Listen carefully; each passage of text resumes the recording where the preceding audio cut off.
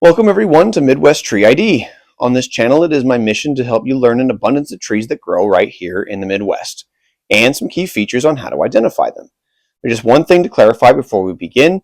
We're not going to be throwing hatred or ridiculing any of the species that we're going to be talking about. But we do, however, want to encourage thoughtful conversation in the comments about personal experiences and things like that. Please try to remember that everything has value and that we are here to enjoy nature and everything it has to offer. So without anything else, let's jump right in. Hey guys, thanks for joining me. Again, we're at Miller Park in Bloomington, Illinois, and we are talking about Acer campestre today.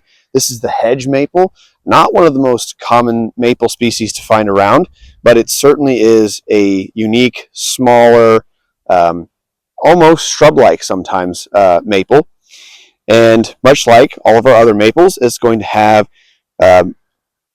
lobed leaves, and it's got typically about 5 lobes, 1, 2, 3, 4, and fifth one over here. Now, unlike the Norway maple, these lobes are going to be a little bit more rounded instead of real pointy, and that's going to be one of the main and key features to help you identify the hedge maple as opposed to the Norway maple. The hedge maple, sometimes it can have the milky sap like the Norway maple can. I'm seeing some here, but the camera won't be able to pick it up. I know we've tried this before, but sometimes the hedge maple can do that. But these leaves are just like on the Norway maple, are going to end up becoming a very deep green as the season progresses. We will go ahead and take a look at the bark and the habit. So very similar bark to that of our Norway maple. It's going to be very tight, rather shallow fissures. The Norway maple often will have wider fissures than the hedge maple, but they're very similar in their texture.